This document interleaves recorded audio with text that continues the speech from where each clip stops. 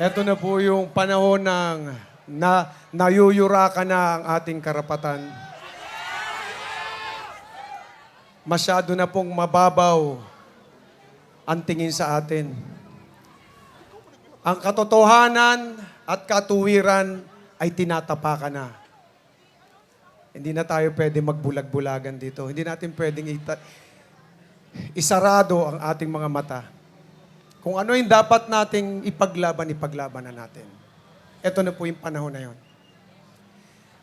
Nais ko pong ibahagi sa inyo isang awitin na ginawa po namin aking kaibigan from Cagayan de Oro, si Charlie Busaco.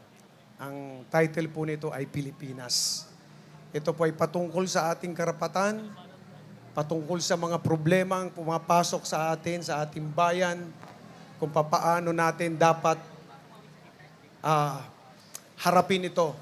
Pero dapat harapin natin ito nakasama ang Panginoong Diyos. Kaya tama po ito. This time, this is beyond our control. We need God. We need prayers. We need to be together and pray.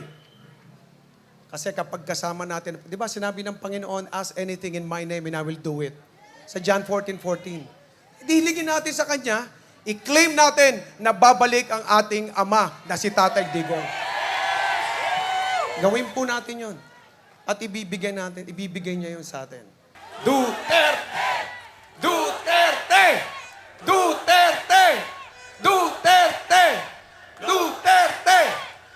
Tandaan niyo po, ang pangako ng Panginoon, I will never leave you nor forsake you. Kaya hindi po tayo iiwan. Kapag katuwiran, katotohanan po ang pinaglalaban natin, kasama po natin siya. Okay? Let's pray together. Mga boss, ito mga susuportahan natin. Ayan, Kuya Jimmy, nandito. Kuya Ipe ba yan? Love you, Kuya Ipe. Parang 26 years old ka lang, ha? Bagets na bagets.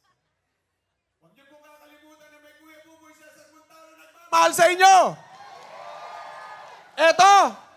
Tapos na yan sa Panginoon. Nakabalik na ang ating Tatay Digong dito. Nangyari na yan because we claim it tonight. Amen!